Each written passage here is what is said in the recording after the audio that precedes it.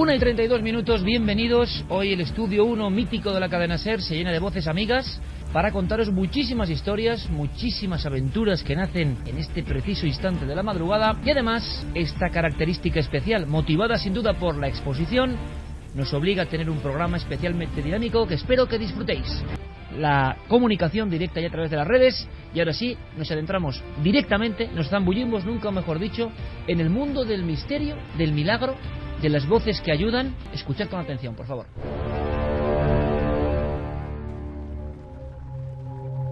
1:47. Javi Pérez Campos, una vez más, ha ido un poco más allá, ha filtrado un montón de mensajes de vuestras comunicaciones siempre tan importantes para ir aprendiendo y ha encontrado una historia que me dice: Iker, os va a estremecer. Y es la muestra de alguien que, viendo el programa, se da cuenta, es consciente de que él vivió algo muy parecido, de que el fenómeno del cual estábamos hablando se le había representado en una historia dramática, pero a la vez emocionante. Efectivamente, y además él decía que él nunca había contado esta historia, ni siquiera la había compartido con gente cercana, especialmente porque él no había visto nada parecido, no había visto nada igual y pensaba que, bueno, quizá podría tratarse de algún tipo de alucinación, de alguna casualidad sorprendente, pero precisamente al ver el caso de Utah, él decide escribir al programa para relatarnos lo que él vive en el año 2001. En aquella época él estaba haciendo el servicio militar en la Cruz Roja de Tarragona. Una noche de mucho frío, una noche muy lluviosa, tras una fiesta en la que habían celebrado que había terminado el servicio de playas, pues el teniente le pide que él se haga cargo de devolver a sus hogares a los sanitarios, a sus compañeros en esa noche. Él va pues circulando por diversas provincias, por diversas localidades, hasta que deja a la última persona a unos 25 kilómetros del destino final al que él se dirigía. Es cerca de la 1:30 de la madrugada, él está pasando por Montrois del Camp, en Tarragona, y es entonces, precisamente en ese momento, cuando en medio de la tormenta y en la soledad de ese vehículo, completamente a oscuras, escucha una voz muy nítida, una voz muy clara, de alguien que no estaba allí. Esa noche era una noche de mucha agua. Al regresar, llegó a la altura de un camino de riera, en el cual, aparte de la noche que hacía, era muy oscuro, muy tenebre, noté una presencia, una sensación muy diferente a la que estamos acostumbrados, y me detuve con el coche. Era un todoterreno con títulos de Cruz Roja y rotulado y todo, ¿no? Cuando miro hacia el camino, el vello en mi cuerpo se erizaba y se ponía duro. Noto una presencia, una voz que era: ven, por favor, ven. Ahí yo me asusté mucho. Arranqué el coche y me fui. Lo primero que él hace, pensando en algo lógico, es mirar alrededor del vehículo, pero allí no hay absolutamente nadie, no hay nada en el coche que esté emitiendo ese sonido, por lo que él decide continuar el camino. Sin embargo, a lo largo de ese recorrido, él sigue escuchando esa voz cada vez más imperante, diciendo: ven, por favor, ven. Y entonces él dice que siente un miedo muy especial, un miedo que no había sentido ni antes ni ha sentido después. 100 metros antes de llegar a una redonda, el corazón me golpeó, como 2 golpes fuertes, pum, pum. Ahí me detuve y digo: ¿qué pasa? ¿Qué está pasando? Y ven. Esa voz era algo distinto, Esa voz era de ayuda, algo que necesitaba. Y ya no es esa voz, ya es tu cuerpo, tu persona. Ya no actúas como tú estás acostumbrado a irte. O sea, hay un miedo que te recorre dentro del cuerpo cuando hay una voz que tú miras a tu alrededor y no sabes de dónde viene. Eso es difícil de explicar. Yo tenía 18 años y para mí era algo que ni le daba importancia, tampoco tenía miedo ni a nada, ¿no? No había miedo, pero esa voz me causó miedo. Y tal fue el impacto y la impresión que le produce esa voz, que Antonio, estando ya dentro de la rotonda, rápidamente da un volantazo, cambia el sentido de la marcha y se introduce por un camino muy estrecho, un camino embarrado de tierra que se adentra por esa pendiente que va a desembocar al río, y cree que hay algo allí, que hay algo que le está llamando. Intuitivamente piensa que esa voz procede de ese estrecho camino, de ese camino que prácticamente no se ve en la carretera, y va introduciéndose por ese lugar. empecé a pulsar el acelerador, el coche lo metía en un camino de no más de 2,30 metros, 2,40 metros, 120, enfocado hacia abajo, hacia donde desemboca el río. A la altura de unos 10 kilómetros, el todoterreno me derrapó. O sea, me derrapé, yo me salí del camino y me enfoqué justamente a un bancal. Esa voz que yo le digo me seguía, esa voz me seguía. Ven, yo comunicaba siempre por la emisora al puesto de socorro de Cruz Roja, diciéndole todos mis pasos, porque yo no le podía salir de la ruta que me marcan, ¿no? Nunca puedes romper una ruta que te marcan. Tienes que hacer tu destino, a no ser que tengas una urgencia en medio de una nacional o en medio de la vía donde estás circulando, ¿no? Y yo rompí por esa sensación de socorro, ¿ves? Mi reacción fue cuando llegué a esa altura, el coche lo desplacé, me salí del camino, cuando de golpe y porrazo con las luces enfoco el cuerpo de una persona. Él se baja del vehículo y lo que descubre es que hay una persona tirada, que ha sido atropellada mientras circulaba con su bici y que ha sido lanzada por ese puente que se encontraba a unos 5 metros de altura. La persona se encuentra en estado casi inconsciente, medio balbuceando algo, pero sin apenas emitir un sonido, y entonces él se queda impresionado por las condiciones de esta figura, de este hombre que se está debatiendo allí delante de sus narices entre la vida y la muerte. Una persona que no puede ni hablarte, una persona que está llena de golpes, de heridas, el cráneo, yo no sé lo que tenía echado en el cráneo. Yo me recuerdo que al cargarlo en el coche lo único que hacía era, él quería matarse de golpes contra el coche, era violento contra mí. Es el punto ese de decir que está semi-muerto, que esa vida se está acabando, que es la que él te pide la ayuda, Yo creo que yo para él era un ángel en ese momento. Yo delante de él no escuché esa voz. Ya la perdí, una vez me encontré su cuerpo, me coloqué el collarín, la cargué en el hombro y la monté en el coche. El hombre va balbuceando cosas que Antonio no llega a entender. Dice que además, en medio de esa gran lluvia, el testigo tiene que ir sujetando la cabeza de esta persona contra el cristal porque se encuentra en un estado de shock, que teme que en cualquier momento puedan incluso tener un accidente, puedan estrellarse, porque él no deja de moverse casi entre convulsiones. Y entonces, cuando llega al lugar para que atiendan a este hombre en el hospital, empieza una investigación. La Guardia Civil sospecha de él porque, claro, es la primera persona que ha ido a socorrer a este hombre en un camino por el que no pasa absolutamente nadie. Pueden pensar que él es el agresor, incluso. Efectivamente, pensaban que él era la persona que le había agredido porque era imposible que nadie llegara a ese camino si no fuera porque sabía que allí había una persona pidiendo ayuda. Y entonces, él no encuentra otra manera de explicar lo que ha ocurrido que contando la verdad, y le cuenta a la Guardia Civil que una voz extraña, una voz que surgía en mitad de la noche, le ha indicado el camino que tenía que seguir para auxiliar a esta persona. La Guardia Civil al principio cree que es una especie de mentira, una especie de un intento, ¿no?, para salir al paso e intentar pues no hacerse responsable del atropello. Sin embargo, cuando la Guardia Civil llega a ese lugar en concreto y descubren que todos los detalles que el testigo había dado eran ciertos, no les queda más remedio que confiar en su versión. Así que Antonio se queda tan impresionado que se interesa rápidamente por el estado de esta persona, y él nos cuenta cómo evoluciona desde el momento en que él le salva la vida. A mí me fue la noticia de él a la semana que había salido ileso, que le habían tenido que operar en el cráneo, estuvo mucho tiempo en coma, y a la semana me dijo que ya estaba bien en el hospital, ¿me entiendes? A ese hombre, cuando yo le vi la cara ya en el CAP, que ya lo podía ver con las luces y todo, su cara me miraba y era una paz, una tranquilidad, una satisfacción, ¿no?, de verme. Era algo especial ese chico. Esa voz me llevó a mí a ese hombre. Yo nunca le había dado importancia. Yo pensaba que era un instinto que podía haber tenido, pero esa voz me llevó a mi persona.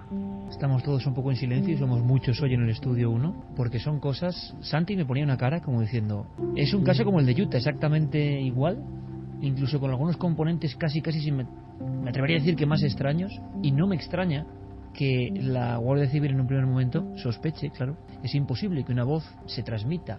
¿Qué opináis, compañeros? Una ronda rápida quizá de opiniones sobre este asunto, estos casos que pasan evidentemente. Y quizá hay un elemento más, y es que la visualización del reportaje en Cuarto Milenio le hace a él tomar, digamos, conciencia real de lo que él vivió en el 2001 en ese lugar apartadísimo en Tarragona. Sí, él es consciente de que lo que ha vivido es algo extraño a partir de ese reportaje. De hecho, él dice que se le pone automáticamente la piel de gallina viendo esas imágenes, viendo al policía relatar cómo escucha esa voz que le lleva a esa escena donde se produce prácticamente el milagro, ¿no? Gracias a esa voz. Él recuerda de pronto esta historia que le marcó en ese momento, pero que no había contado nunca antes. Y él dice que siempre se preguntó si la voz que él escuchó sería la voz de ese hombre, quizá transmitiéndose de forma casi telepática por buscar cualquier tipo de explicación, o si era algo más, porque independientemente de la voz, él también sentía una presencia muy extraña dentro del vehículo. ¿Qué se puede decir en torno a esto? Estos fenómenos que no son muy conocidos quizá, y que seguro que si vamos indagando, vamos preguntando. Ayer nos decían, ¿cómo recogéis casos? Y intentamos responder, lo hacíamos Carmen y yo, es que vosotros ya sois una fuente alucinante, ¿no?, de gente sin miedo que cuenta casos. Seguro que si indagamos esta misma noche aparecen más, es decir, no conocíamos tanto las voces que ayudan, pero si rascamos un poco, seguro que hay muchos casos. Además, de estas voces que ayudan. Lo que pasa, Iker, que justamente cuando acaba el programa, cuando acaba Cuarto Milenio, por ejemplo, o cuando acaba Milenio 3, siempre hay al día siguiente una riada de mensajes contándonos casos parecidos a los que han ocurrido. Ha ocurrido en este caso, yo recuerdo perfectamente cuando por la noche me pongo a mirar esos correos y llega el de este hombre. Me quedo muy impresionada porque acabamos de acabar el programa y habíamos contado lo de Utah. Digo, si es que es prácticamente lo mismo en nuestro país y hace ya unos años. Parece que son voces, no se sabe si de la Aquí persona... no lo saca nadie en la prensa, eso es la diferencia, un silencio. Sí, pero también porque nadie se atreve a contarlo. Es cuando ven que a otros les pasa lo mismo, cuando ven que no son únicos, que no les van a tomar por locos, cuando se animan a contar su verdadero caso, e incluso a veces son historias que tenían dormidas, que tenían perdidas, que tenían olvidadas, y un clic, un algo, que es lo que ven en el reportaje, es lo que les hace despertar y decir, a mí también me ha pasado, y se animan a hablar. Podéis opinar en cualquier instante. Yo me imagino a este hombre en la situación, ¿no?, de que en aquel momento seguramente pondría en duda su cordura. Estoy oyendo voces, pero cuando se encuentra con ese hecho físico real delante suyo de aquel accidente, vamos, el shock, ¿no?, el impacto de esas voces, el origen de las voces, lo que estamos comentando, o sea, inexplicable, totalmente. Fíjate que cuando sacamos el caso de Utah, a los pocos días pues estábamos repasándolo para precisamente de Cuarto Milenio, y dije, estuve buscando un rato a ver si encontraba casos similares, y no me encontré casos similares, pero me encontré una cosa que me llamó muchísimo la atención.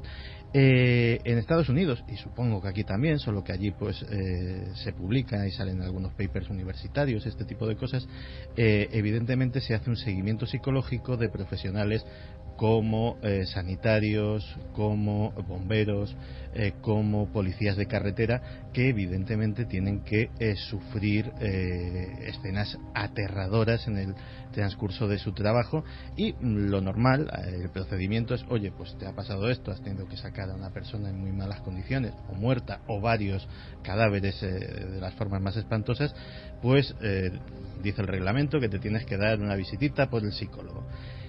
Y en un artículo que hablaba precisamente sobre las patologías, porque aquí lo hablaban desde el punto de vista médico, las patologías del síndrome de estrés postraumático que tenían estos profesionales, mira por dónde sí había muchos testimonios de algunos de voces, eso sí, catalogados como un efecto psicológico debido al estrés, y patatín y patatán. Yo no digo ni que una teoría sea más cierta que la otra o que no, pero desde luego, cuando decía Carmen que muchas veces es que estas cosas no se cuentan, sus buenos motivos tienen para no contarlas.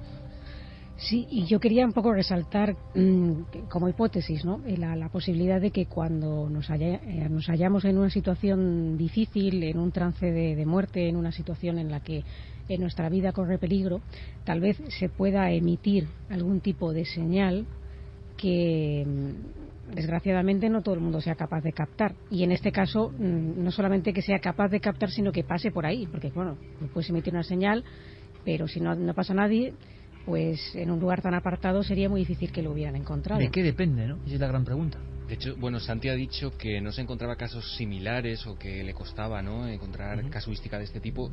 Yo creo que hasta cierto punto, porque parece que desde un tiempo a esta parte se está abriendo una puerta, ¿no? Y Clara, que ha hablado ahora, conoce un caso muy bien que precisamente mañana en Cuarto Milenio vamos a contar, de supuestas voces que permiten auxiliar a otras personas. Precisamente un bombero, no vamos a decir mucho más, pero un bombero durante la tragedia del 11S sufrió precisamente una experiencia de este tipo. Él escuchaba voces, sentía presencias, incluso prácticamente, digamos, sensoriales, ¿no? Las podía sentir, las podía percibir, que, bueno, permitieron salvar más de una vida durante esa labor. ¿Os dais cuenta de una cosa? Y ahora me cuentas, Diego, a dónde nos vamos, ¿vale? ¿A qué región nos vamos? Yo recuerdo perfectamente a Javier Sierra con un libro de alpinismo. Y le digo, tío, ¿qué haces con eso? Nos interesa todo, pero ¿alpinismo? ¿Alguna cuestión del Yeti, de visiones extrañas? Y me dice, Javier, que es muy pionero en muchas cosas, me dice, muy listo y muy inteligente, me dice, Iker, ¿tú has oído hablar del tercer hombre? Javier tiene una cosa muy interesante, y es que él planea por un sinfín de temas y ¡pac!, te encuentras con el misterio y evidentemente ya empiezas a tirar. El tercer hombre, yo no sabía del tercer hombre. En ese libro estaban las pautas de cómo muchos montañeros hablaban del tercer hombre. Si ahora vais a los miles de programas que por fortuna se hacen en este país de misterio o de edad, a que el tercer hombre ya es una cosa absolutamente conocida, integrada en lo que son los misterios, pero que nuestra generación, Enrique o Guillermo o Santi, no conocía para nada. Es decir, hay una terrible cantinela, que para mí es falsa absolutamente, de que los misterios son siempre los mismos. Mentira. El misterio tiene diferentes caras, diferentes envoltorios, y si rascas un poco, te vas a dar cuenta de que ese fenómeno existe. Y que, por ejemplo, con las nuevas tecnologías existen nuevos tipos de fenómenos. Otra cosa es que en España te pase esto, y jolín, la Guardia Civil no te llevó en ese momento al cuartelillo como sospechoso de milagro, ¿no? Porque nunca se va a calibrar eso. Pero que los misterios están en transformación. El tercer hombre, Ron Di Francesco, levántate por... Bueno, pues eso no lo teníamos ni catalogado. En 3 años de esta escena ahora hemos entrevistado a montañeros, hemos entrevistado a personas que han recibido esto, y ahora las voces que ayudan, y esto va a ser igual, las voces que ayudan a localizar un cadáver, yo os digo que hay muchas más de lo que se han contado. Solo que faltaba esa chispa que tú has dicho. Sí, pero yo creo que también hay voces que ayudan en otro sentido. ¿Cuántos casos nos hemos encontrado, por ejemplo, de personas que soñaban con un lugar en particular donde algo o alguien por las noches, o unas voces le decían, es que estoy enterrado allí, van al sitio y lo desentierran? Pues hemos sacado algún caso en Cuarto Milenio, o el propio arqueólogo que se encuentra con los grandes sarcófagos de Cádiz, que sueña constantemente porque unas voces parece que le dicen y se le aparecen que justo debajo de su casa hay algo enterrado, sí. Están esos sarcófagos. ¿Por qué esas pequeñas señales? ¿Quién da esas señales para hacernos o encontrar algo, como es un tesoro, como son los sarcófagos de Cádiz, o llegar hasta un accidente, como ha sido en el caso de los policías de Utah, que han rescatado a esa niña, porque unos pocos minutos más y la niña ya no vive? Sí, pero la diferencia es que en Estados Unidos es portada. No hay vergüenza. Es tremendo, es maravilloso lo que ha pasado. Aquí en España, silencio absoluto. Bueno, si no es porque este hombre ve el programa y lo lanza. Pero ocurre también un fenómeno muy interesante, y es que este tipo de casos se ha lanzado, como tú dices, recientemente al mundo del misterio, ¿no? Pero ya desde los años 70 se vienen recogiendo en el mundo de la psiquiatría casos exactamente iguales. Lo que ocurre es que no trascendían más allá de la medicina porque precisamente eran considerados como algo relacionado con la mente, con las alucinaciones. Hablábamos hace tiempo de cómo Oliver Sacks ya en los años 70 habla de estas voces que salvan vidas. ¿Qué pasa? Que la gente, como decía Santi, no se atrevía a dar el salto y hacerlas públicas. Es gente que pensaba que este tipo de cosas solo tenía que contárselas al médico porque era el único que podía ayudarle. Pero sin embargo, cuando el médico ya no puede ayudarles, es cuando este tipo de cosas trasciende un nivel superior. Oye, y ahora en la noche del misterio lo hablábamos. Si es alucinación, oye, bendita alucinación. No sé, me da igual. Ha ayudado, fantástico. Si habéis vivido no solo la escena que estamos pidiendo de la Expo, si habéis estado en la Expo o en las noches del misterio, algún caso de este tipo, líneas de contacto abiertas, ya lo sabéis, porque queremos seguir indagando. Estoy seguro de que vamos a tener más casos como este ya en España. Hemos saltado de Utah a España. Un desierto enorme, zona de tabernas. Ahí se rendía culto a un enigmático dios, el dios Reshef. Bueno, pues yo le preguntaba a Diego, esta historia que nos vas a contar, me dice, el provincia de Almería, ¿verdad?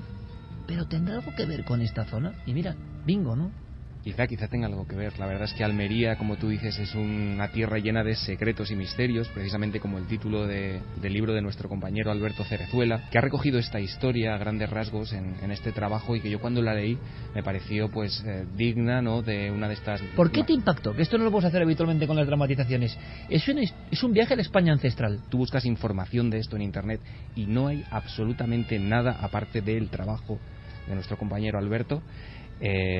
Así que qué mejor, ¿no?, que esta base, que este trasfondo para llevar esa parte de la historia mágica, esas historias olvidadas a las ondas, ¿no?, después de tantos años. Es muy bonito que puedan revivir gracias al trabajo del equipo de producción de la cadena SER. Dicho y hecho. Sorbas, Almería, otoño de 1890. 26, dices. Muchos años me parecen. O pocos, todo depende. Aunque casi todos los vecinos se habían dado cita en la romería para celebrar la fiesta del pueblo, los dos jóvenes que charlaban bajo el pino monumental del Zocá sentían que estaban solos entre el gentío. ¿Cómo me has dicho que te llamas? No te lo he dicho. Vamos, muchacha, no seas así. Está bien. Me llamo María. María, bonito nombre. Casi tanto como tú. No te había visto nunca antes. ¿Vives muy lejos? Cerca del Barranco de los Lobos.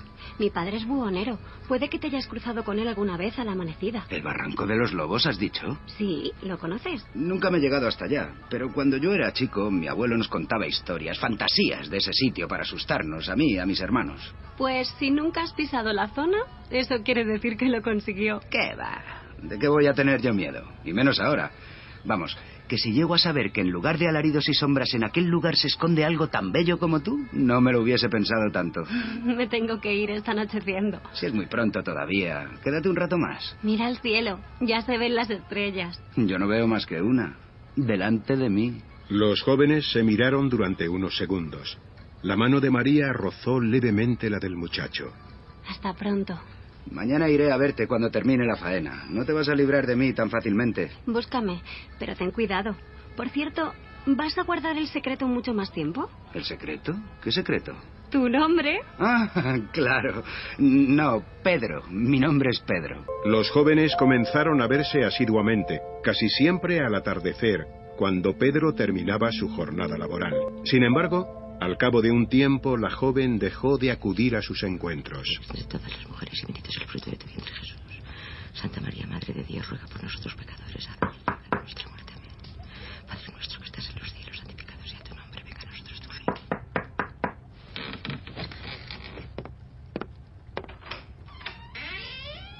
Buenas noches, señora Rosa. ¿Podría ver a María? Está enferma, vete. ¿Enferma? ¿Qué tiene? Fiebres, nada bueno. Le cuesta respirar. Déjeme verla, por Dios. No puede ser. No está bien. Mal harás en insistir.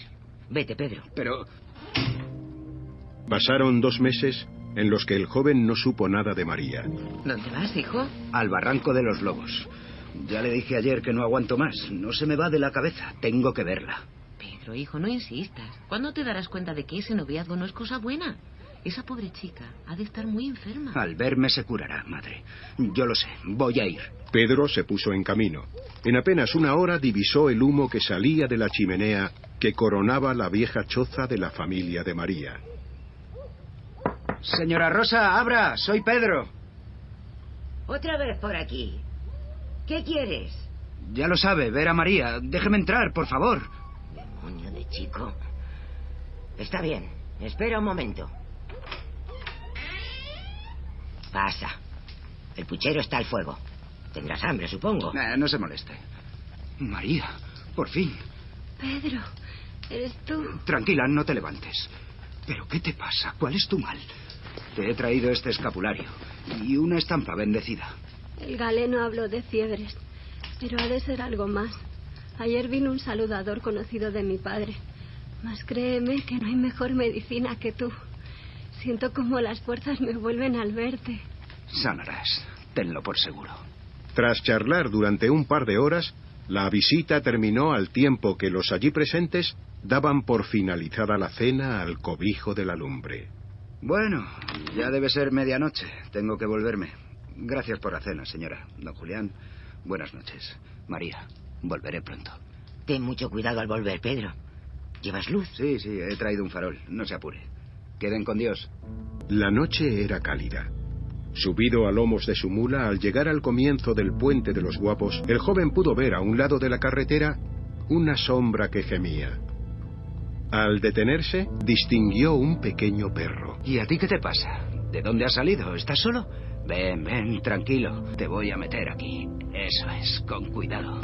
Pedro colocó al animal en una de las alforjas que portaba su mula. Ya estamos cerca de casa. Tranquilo. A buena fe que esta noche dormirás bajo techo. El joven emprendió de nuevo la marcha deseoso de llegar a su destino. Apenas había recorrido 10 metros cuando una ráfaga de viento extrañamente gélido apagó su farol, dejándolo sumido en una profunda y pesada oscuridad.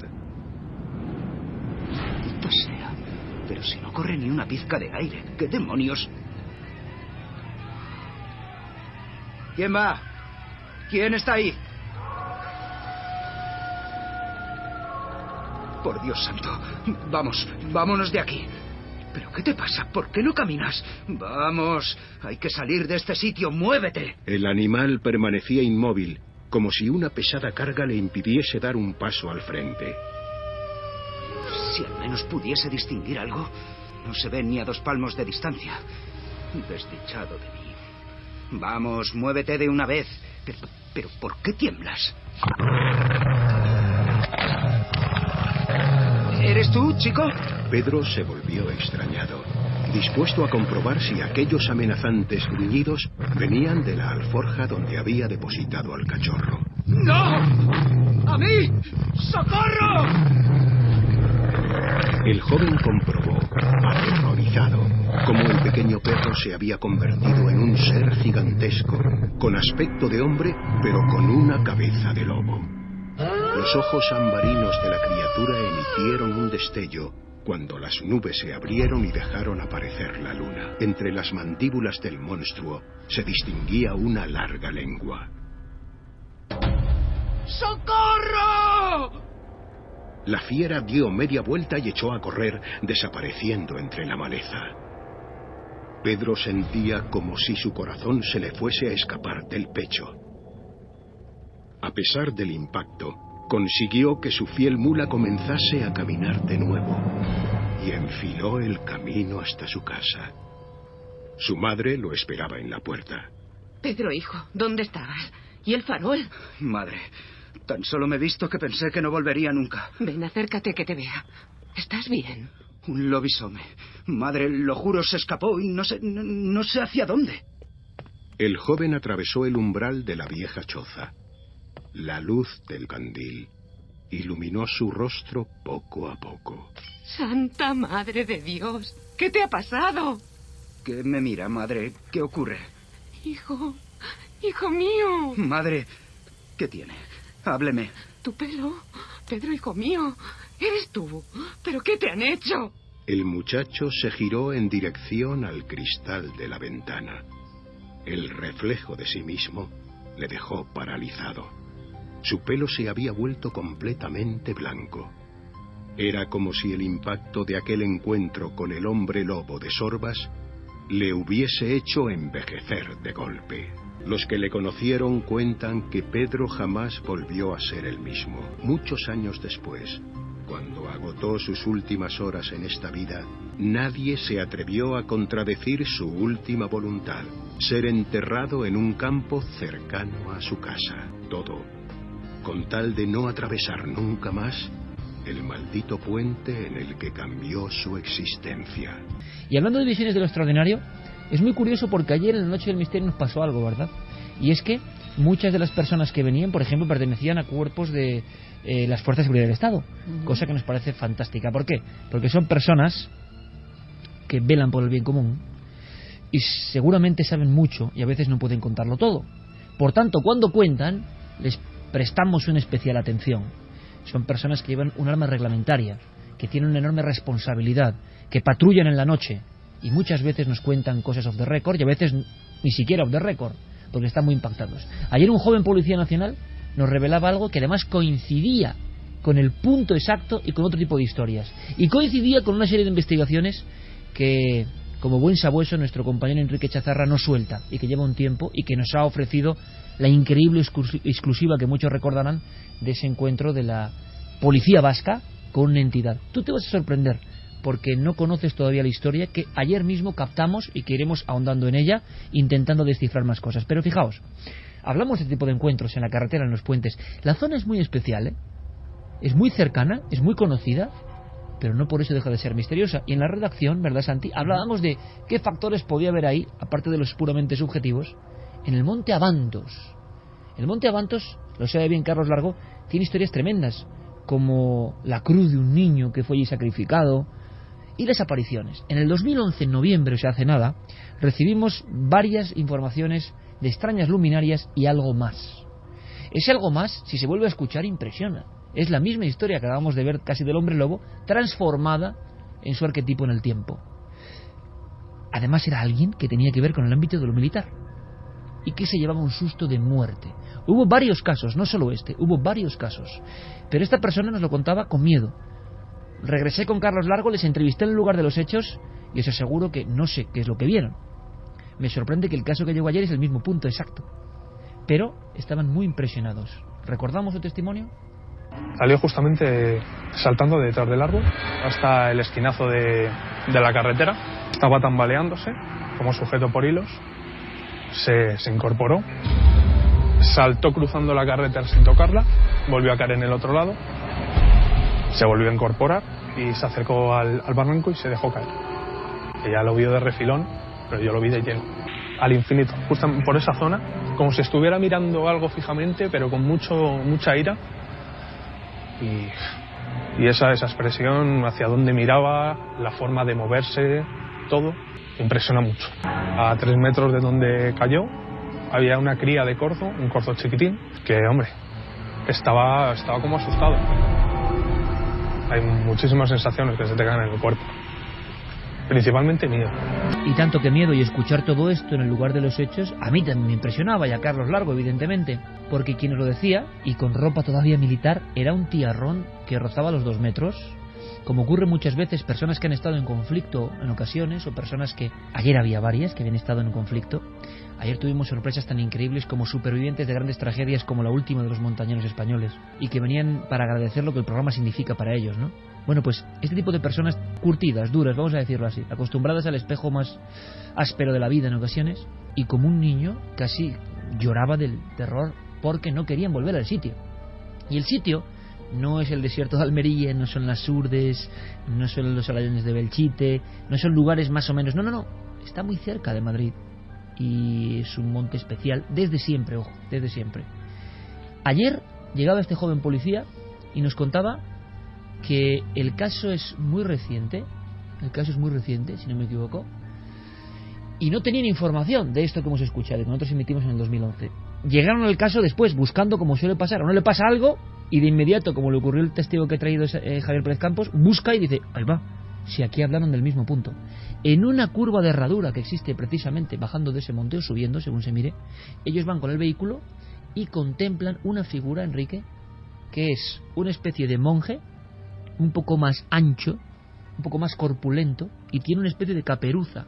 Es más, lo que le aterra a este hombre, que incluso llega a sacar una luz oficial que no es la propia habitual de un vehículo, y tiene los redaños, hay que decirlo, de casi incorporarse en mitad del camino en la noche y enfocar con una luz mucho más potente, y entonces ve que es algo físico, pero es muy alto, altísimo, y lo que le da miedo es que la sombra, tanto que se proyecta en esa misma ladera donde estos chicos habían visto algo que parecía un animal, ojo, al principio creen que es un animal y luego ven que es un tipo muy delgado, que se incorpora. Habían visto muchos animales que al parecer es verdad, habían bajado del monte. Verdad, no me acordaba de ese dato. Lo que ven son muchísimos ojos. Ese coincide con lo que ha contado ese testigo, no me acordaba, que hay crías asustadas. Lo que ven son muchísimos ojos que son de animales que parece que han bajado del monte porque algo les ha dado miedo y están muy cercanos a la carretera. Ellos suben con el coche, al dar la vuelta para ir bajando porque les entra miedo. Pero la escena es de película, o sea, la escena anterior que yo me había perdido es que ellos ven muchos ojos reflectando en las riberas de los caminos, porque hay un montón de animales agazapados, y yo no había caído, y tú tampoco, habíamos recuperado este dato, y lo que le asusta a este militar es que resulta que hay una cría de corzo agazapada justo donde va a saltar este bicho, por llamarlo de alguna manera. Ellos dan la vuelta con el coche y la primera visión que tienen es cuando iluminan con los faros del coche. Entonces cuando ven que hay algo, y es como bien lo has descrito, como una figura de una especie de monje o personaje con caperuzo. Eso no es muy alta, eso es lo que le llama la atención, que la sensación es que tiene como una caperuza acabada en pico. Exacto. Y sobre todo y le llama la atención algo que mueve en su mano. Es una verdad. especie de bola anaranjada, que es lo que refleja más sobre todo en la luz.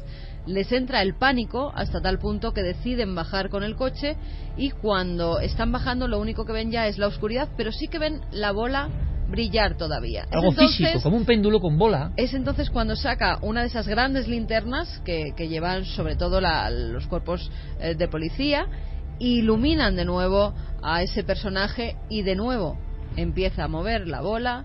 Ven perfectamente la sombra, ven perfectamente el gorro caperuzo, les dio mucho miedo, porque es un gorro como curvo, como pico. y entonces es cuando ya deciden bajar en el coche, abandonar la escena, porque dicen que todos sienten un pánico tremendo, que incluso los que van atrás pegan completamente la espalda al asiento ante el temor que eso se pueda abalanzar sobre ellos, y salen corriendo desde el Monte Avantos. Cuando hemos recuperado este fragmento de un caso del 2011 y al que estos muchachos de la policía acuden después para saber si en el Monte Avantos había ocurrido algo, había pasado algo, y se quedan de piedra, es que hay descripciones que son casi idénticas. Por ejemplo, está en la vera del camino, al mismo lado, mirando hacia un lado, cuando estos chicos del 2011, porque son varios, observan esta figura, se queda en un lateral, mira hacia un lado, toma una pausa y luego se lanza por el barranco, que es otro clásico. Les da mucho impacto ver un tipo muy delgado, ensotanado, a ver qué pinta, tirándose por un barranco. Y sobre todo pueden ver muy bien la estructura del gorro monjil, vamos a llamarlo así, porque está mirando de lado. También les sorprende, tú bajas con un vehículo por ese camino que no es muy ancho, y no es muy normal que alguien esté impertérrito, sin moverse, sin hacer nada, y dándote un lateral. Te mueves, haces algo, que es otro clásico, Enrique, ¿o no? En el túnel de Ayurdín. Es como... ¿Es que estamos haciendo un calco o no? Sí, según estabas describiendo el caso, me está acordando lógicamente del caso Ayurdín, ¿no? El caso Aedo, ya mítico, que se emitió en Cuarto Milenio, de ese encuentro de este policía de la Archancha con ese ser en medio del túnel de Ayurdín, ensotanado, con los brazos en cruz, totalmente estático, que de repente desaparece. Y gorro de pico. Y que desaparece delante de sus narices, o sea, no se desplaza, no huye, desaparece, tal cual. Y a pesar de eso, la patrulla revisa la zona, apenas la zona del túnel de Ayurdín, y no dan crédito que a pesar de que ha desaparecido ante sus narices, vamos a buscar una explicación lógica y no encuentran una explicación a esa desaparición. Me estoy acordando ahora que en el 2011 yo estoy con estos chicos buscando huellas. Veo una cosa, doy un brinco, luego nos damos cuenta que es una pezuña como del ciervo, posiblemente, pero es que no hay ni rastro. Y los chicos, o sea, este hombre está impresionadísimo porque acababan de ver esa figura hacía poco tiempo, y es que no ha dejado un solo rastro, y era una masa importante. Fíjate, porque esto es lo mismo que hablábamos antes. Si rascas un poco empieza a haber sucesos. Hemos peinado, junto con Javi Pérez Campos y Enrique, habéis peinado esa zona. Había algún que otro testimonio, pero la tenacidad de Enrique prosigue, y nos enteramos de algo que también pensábamos que era leyenda y que me pone los pelos de punta.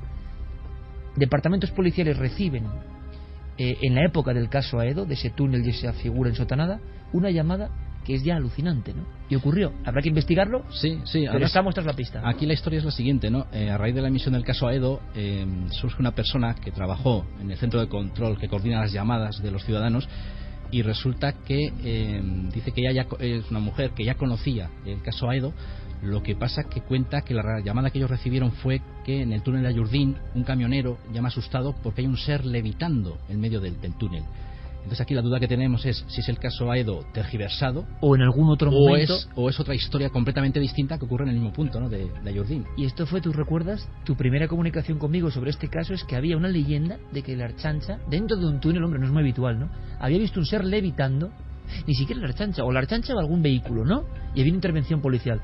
Ahora descubrimos que esa persona tiene nombre y apellido, lo contó rotundamente, lo confirma. Pero es que encima puede haber unos otros casos de otras fechas paralelas, o ese increíble ser que estuvo en ese túnel por algo que desconocemos y que no sabemos significado, estuvo el suficiente tiempo allí para ser visto por otros testigos. Lo de la capa de monje, la robustez, el gorro, no sé, ¿será casual? ¿Sabremos alguna vez, Santi, esta campaña de realidad ¿qué demonios nos quiere decir? Pero lo cierto es que si vamos un poquito allí, rascamos un poco, como hace Enrique ahora siguiendo, porque hay otros casos de la Ertzaintza que estamos siguiendo la pista, perseguidos incluso por luces en esa misma zona o en zonas aledañas. Si rascas un poco existe el caso. O sea, por extraño que parezca, hay paralelismos. Esto del Monte Avantos es de lo más bizarro que yo, si veis la descripción. Pero fíjate, en estos días... ¡Pum! Me llega algo muy parecido. En estos días de la noche del misterio había otra persona. El primer día recuerdo que se me acercó una chica que también me contó algo que había ocurrido en el Monte Avantos. Ella vive muy cerca, sacó a pasear a sus 7 perros por la noche y me contaba una historia de superación, porque nos decía, mira, gracias a vosotros he logrado salir poco a poco de casa, me habéis ido quitando el miedo, porque yo tuve una experiencia muy fuerte no hace mucho tiempo en el Monte Avantos con una luz muy potente. También en el Monte Avantos. En el Monte Avantos, con una luz muy Habrá potente que volver, chicos, no sé, que se me pone delante, e incluso yo estoy hablando llamo a mi marido y mi marido no me contesta, llamo a mi sobrina ante el miedo que tengo a lo que estoy viendo, porque eso se me pone delante y no me deja casi pasar. Yo me quedo en estado de shock.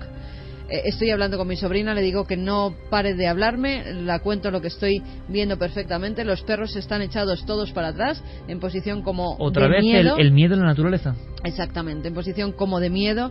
Dice, y eso me asustó tanto que he estado meses y meses sin salir de mi casa. Un objeto con forma como de media luna, me decía, posado en el suelo casi delante de mí, que parecía que no me dejaba seguir en mi camino. Dice, desde entonces de verdad he estado muchos meses sin salir de mi casa por temor a quién podía tripular aquello.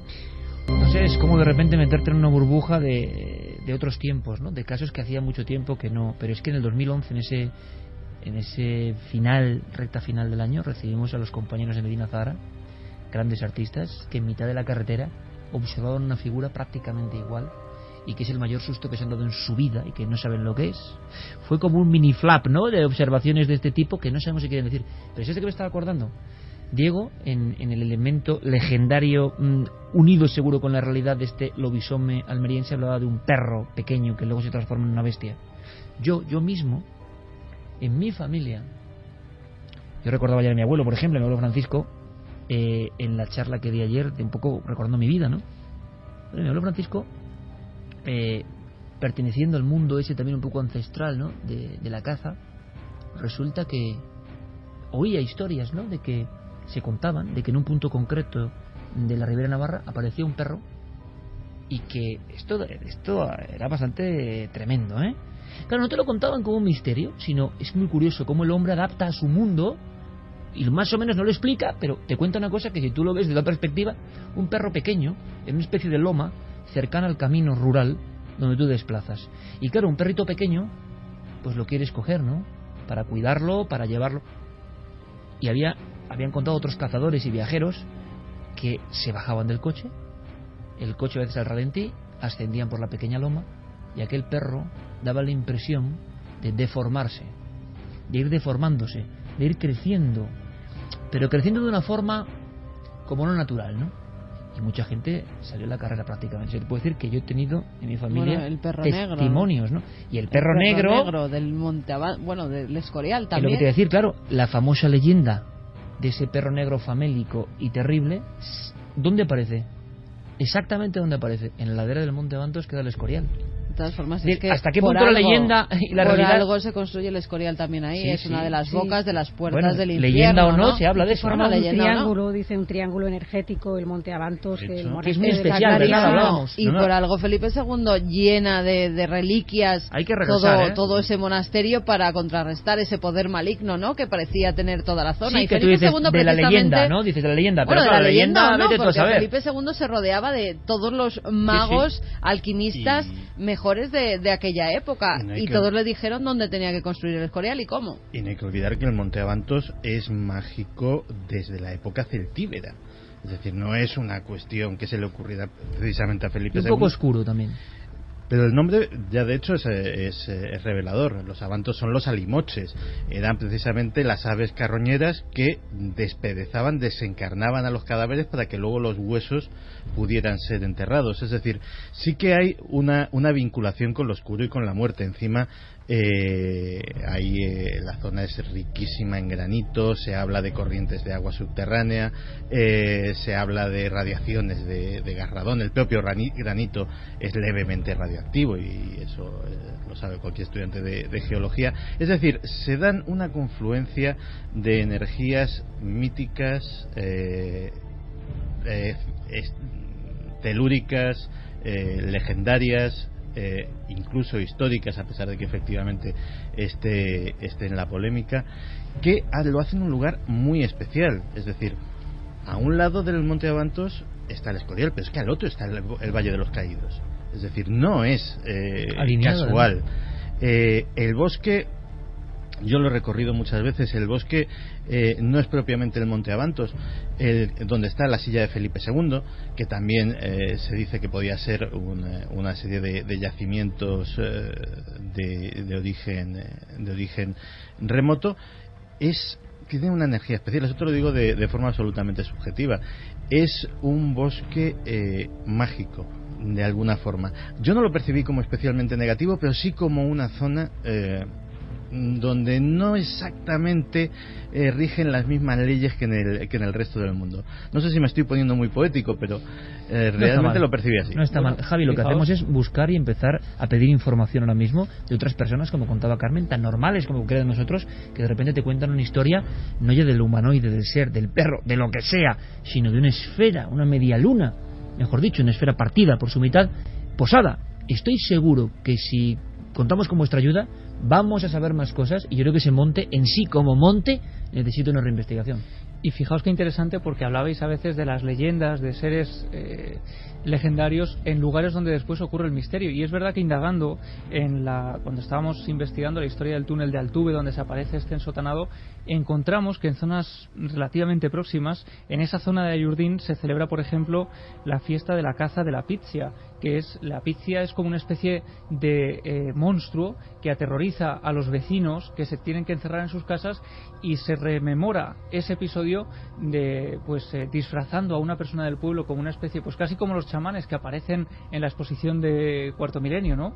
Esos trajes o como las tarascas de Francia, efectivamente, o los monstruos de las Urdes, precisamente, o la Sierra de Béjar, que se construyen de nuevo, hablando de una vieja historia, de una aparición que el pueblo sigue rememorando. Exactamente, pues es lo mismo. Ellos celebran la caza de la pizia para evitar que los vecinos estén aterrorizados en sus casas por las apariciones de este monstruo. Así que quizás estén rememorando algo que ocurrió allí y cuyos ecos todavía perduran hasta hoy. Bueno, pues si tenemos otro punto, el misterio que puede estar muy cerca.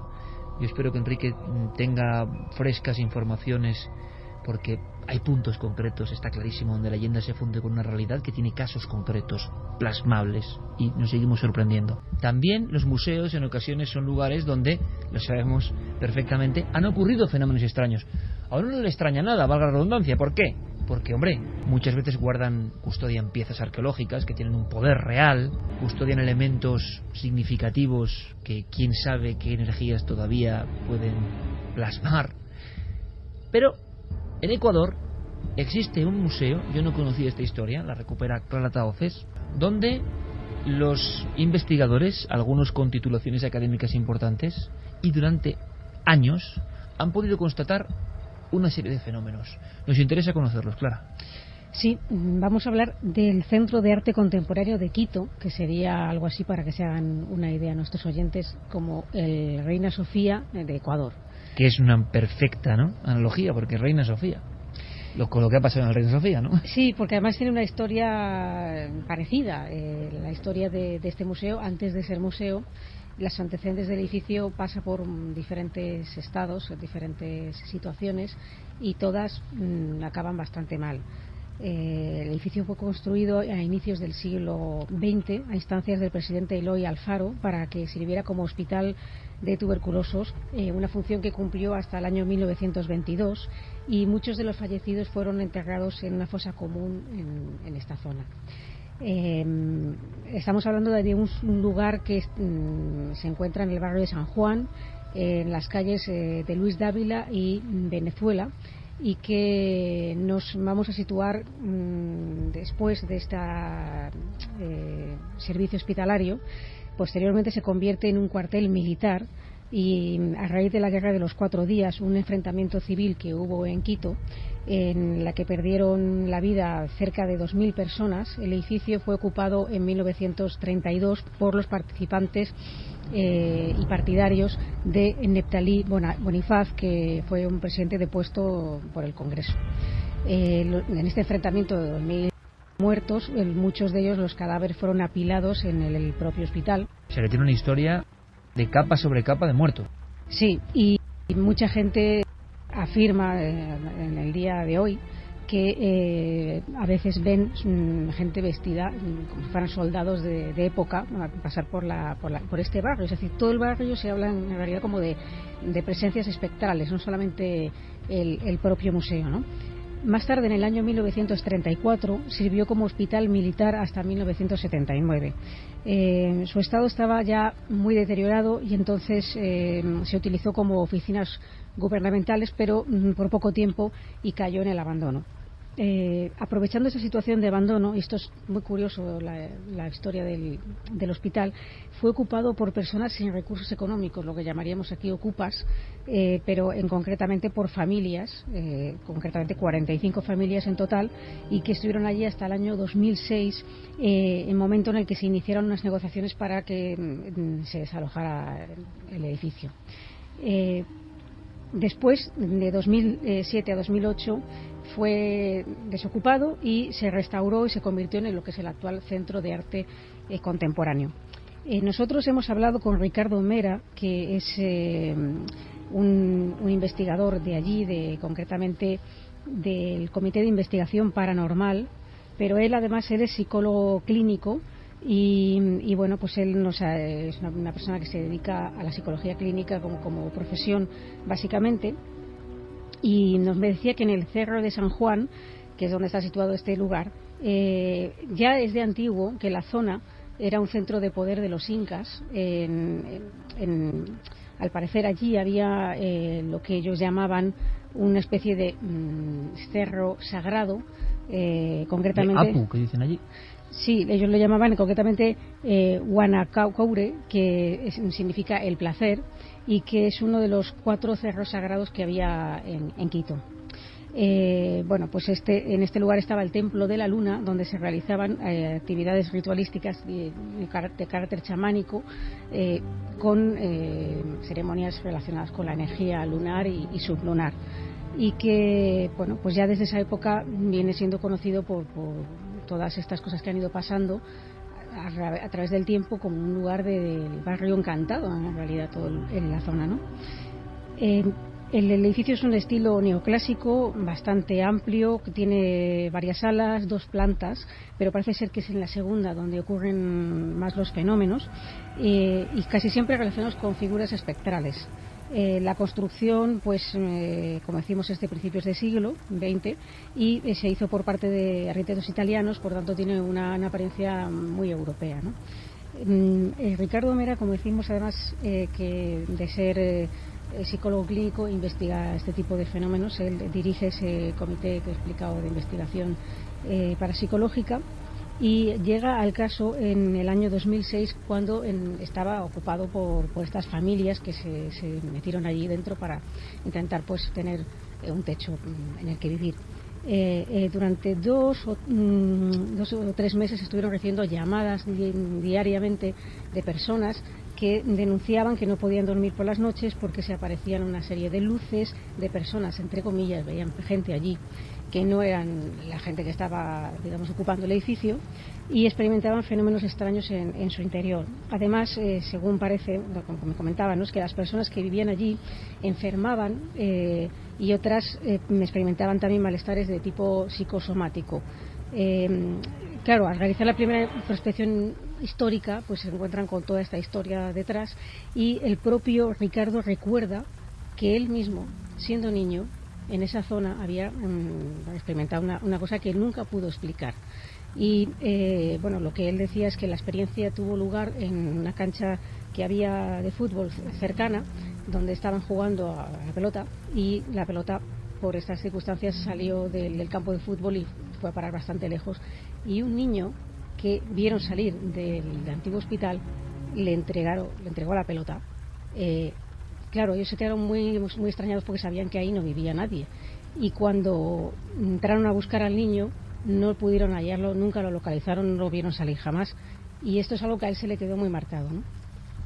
Entonces, bueno, este comité de investigación paranormal está compuesto por 5 personas y su labor casi siempre se centra en la captación de psicofonías y de psicoimágenes, y durante la investigación que realizaron pues captaron 6 psicofonías y 7 fotografías con luminografías, orbes, etcétera. Sin embargo, lo que más les impresionó de las psicofonías es que algunas de ellas las pudieron escuchar en vivo, es decir, fueron cosas que ellos oyeron y que quedaron registradas en las grabadoras, no propiamente como una psicofonía que se pone a la grabadora y después a posteriori. Eran voces directas que estaban ahí escuchándose. Exacto, que ellos oyeron.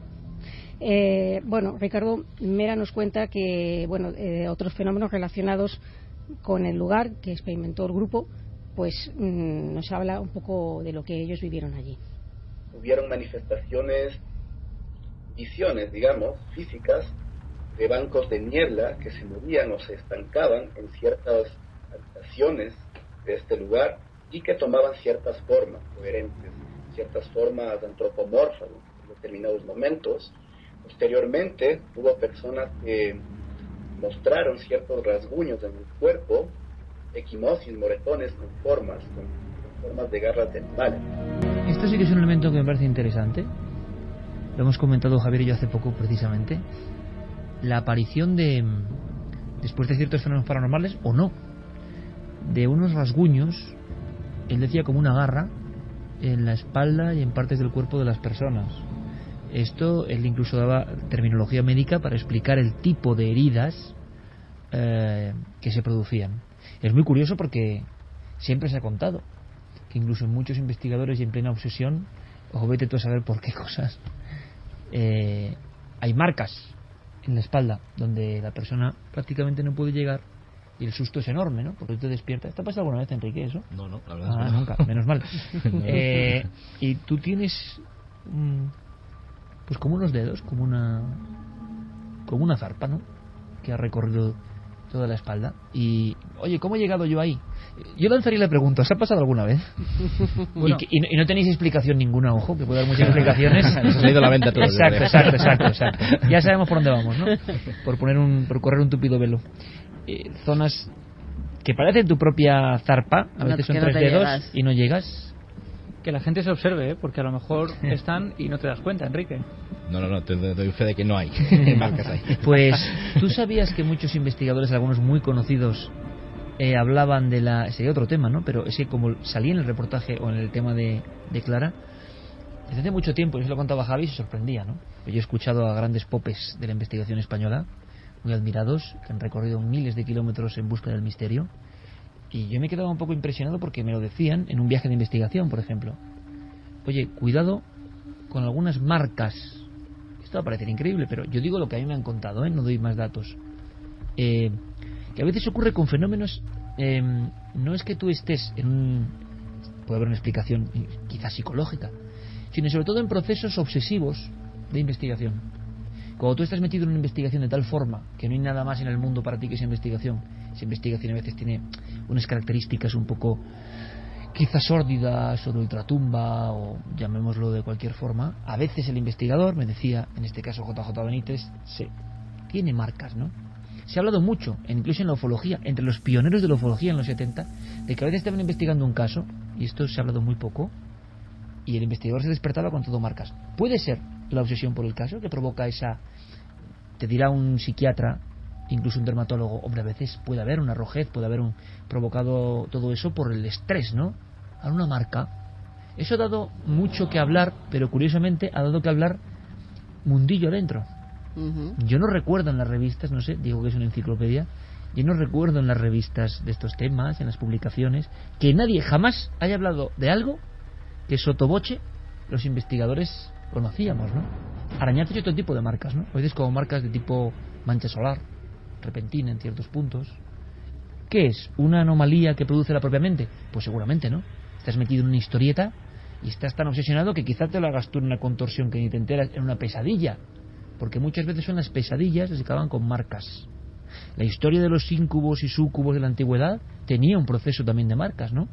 De ataques que quedaban luego grabados en la espalda. Se consideraban pruebas de ese ataque, precisamente esos arañazos. Bueno, un día si se atreven muy investigadores hablamos de marcas, ¿no? En el cuerpo. Seguimos, Clara. Bueno, volviendo al museo y sobre el tema de las psicofonías que estábamos hablando, pues Ricardo Mera nos ha cedido varias para que nosotros sí queremos ponerlas en el programa, pero nosotros nos hemos seleccionado una en concreto que nos ha parecido muy interesante porque es precisamente una de las que pudieron escuchar en vivo, o sea, como voz directa, y que quedó grabada. Él nos explica primero, ¿no?, cómo se obtiene la voz. Él nos explica dónde y en qué circunstancias se obtiene.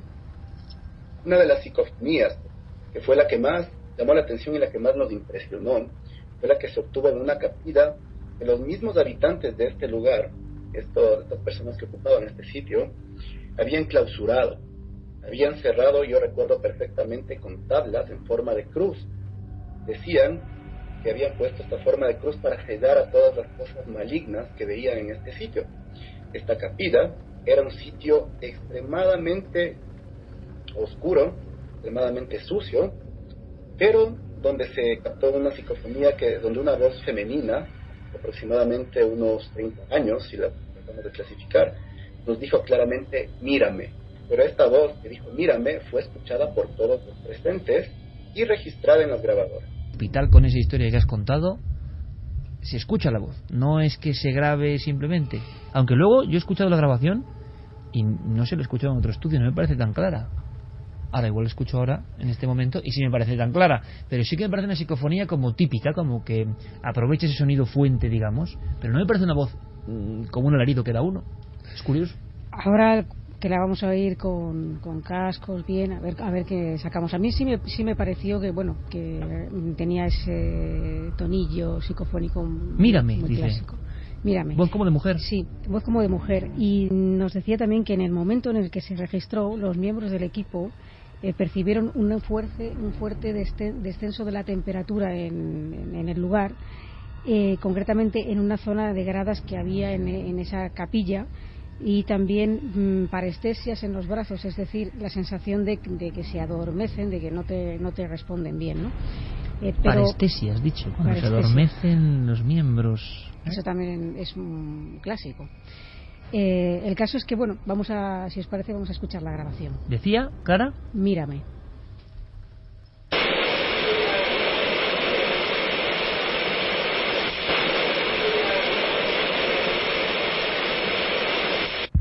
Como muy de fondo y aprovechando. ¿La habéis escuchado, chicos? Sí. Mírame. Vamos a probar otra vez, Noel, porque yo creo que son de esas que o yo estoy perdiendo facultades, que es muy posible, o me cuesta un poco, pero sé que está ahí la voz, y además es una voz que curiosamente es, ¿cómo decirlo?, la típica voz de mujer mayor de psicofonía, no sé cómo decirlo, pero es que hay muchas psicofonías que tienen ese tono medio melancólico, un poco lacónico, sí, un poco dimensional, ¿os acordáis, no? Sí.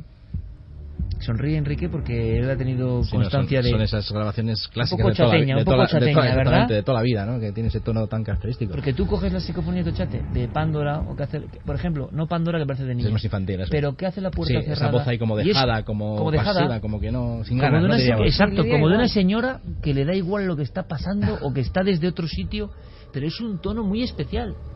No sé si ya cuestión nuestra, pero puedes hacer una larga historia de psicofonías con voz de tipo niño, como le pasaba a Joaquín Abenza, que era escalofriante el estudio que hizo Joaquín Abenza con Belmez, que salía siempre el mismo niño, y eso daba mucho miedo, en diferentes grabaciones, en diferentes años, incluso en intersecciones audibles. Una voz infantil. Sí, claro, una voz infantil, pero es que era muy parecida, pero daba mucho miedo esa voz, era muy parecida. Y claro, Joaquín, que es un tipo riguroso y estudioso, empezó a hilar diferentes fuentes, incluso alguna entrevista televisiva donde se colaba la voz cuando estaba hablando Miguel Pereira, si no me equivoco, y era una voz de niño, y si las comparas se parecían mucho. Bueno, pues si tú coges voz de mujer joven, hay una tipología, pero si coges esta voz de mujer madura como que le da igual. Es que habría que un día hacemos la prueba, porque se parece bastante. Mira, y esto es Ecuador, estamos a 11.000 kilómetros. Y tampoco me parece que tenga un acento... No, es neutro totalmente. Es verdad. No tiene un acento de allí, vamos, o yo no le reconozco ese acento, ¿no? Podría ser perfectamente, si decimos que se ha grabado en España... Vamos a escucharlo otra vez. Mírame, en Ecuador.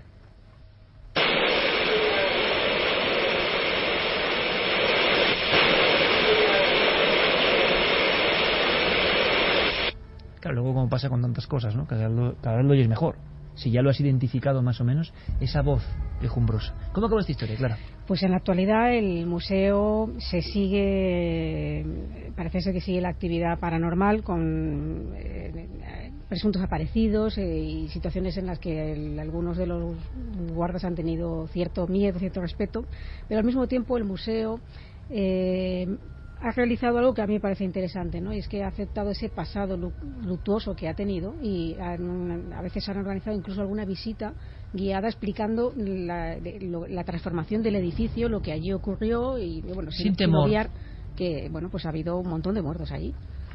Y aquí, antes de viajar al espacio, tenemos un argumento para debatir un poco todo, si os parece. Hay dos elementos interesantes. Ese olvido de la vergüenza de algunas instituciones, lo hemos vivido en el Palacio de Linares. En el Palacio de Linares, Carmen, para abrir un poco fuego, y si queréis opinamos de las sensaciones que más o menos habéis podido tener, ha habido guardias, ha habido miembros de seguridad que nos han contado con una naturalidad que asombraba las apariciones y los sonidos de la supuesta niña Raimunda muerta en el palacio, pero te lo contaban con una naturalidad que se corresponde con muchos años de tabú. Uno de los éxitos de haber hecho esto en el Palacio de Linares es porque era imposible. O sea, el Palacio de Linares era un lugar, lo sabe bien Clara, barrera. Les daba mucho miedo contar una historia que, aparte de polémica y de escandalosa en ese aspecto, era muy difícil de atrapar, ¿no? Muy difícil de poder mostrar científicamente. Entonces era una cosa legendaria que no interesaba. Cambios de directivas y demás hacen que haya una apertura. Si no, esta exposición sería imposible. Pero a lo largo de estos días, hablando con los guardias, hemos recibido testimonios de esos que ojalá pudiésemos llevar, como decimos alguna vez, a la televisión o aquí a la radio, ¿no? Me sorprendió que al mismo tiempo que la institución no le da vergüenza, como pasa en Ecuador, hablar del pasado y sacar incluso en algunos momentos la figura de Raimunda como un elemento de la cultura más, cómo lo contaban los servicios de vigilancia. Lo contaban de una manera tan natural que, si cabe, impresionaba más, ¿no? Como día sí, día no. Sí, además no te contaban, algunos simplemente dan sonidos y una cosa muy característica que suele ocurrir en el museo, la voz de una niña que suele llamar a su mamá. Mamá, lo habían escuchado en varias ocasiones. También ya nos habían hablado de huellas, manos que se plasman en algunas de las vidrieras, en algunos de los cristales. Y también había uno de los vigilantes de seguridad que decía que bueno, que él cuando hacía la ronda por todo el palacio y se encontraba con Raimunda, tal y como os lo estoy contando, y entonces se enfocaba con la linterna, la giraba al otro lado y le decía: venga Raimunda, tú por un lado y yo por el otro, venga, no me des la noche. Pero en ese sentido, o sea, como si fuera algo lo más común, lo más normal del mundo, con lo cual son unas apariciones que ya se están teniendo como algo que ocurre en el palacio, que se sabe perfectamente y que lo tienen que vivir, que no se autoagreden uno a otro y que cada uno, pues Raimundita se pasea por sus estancias y los vigilantes de seguridad hacen su tarea.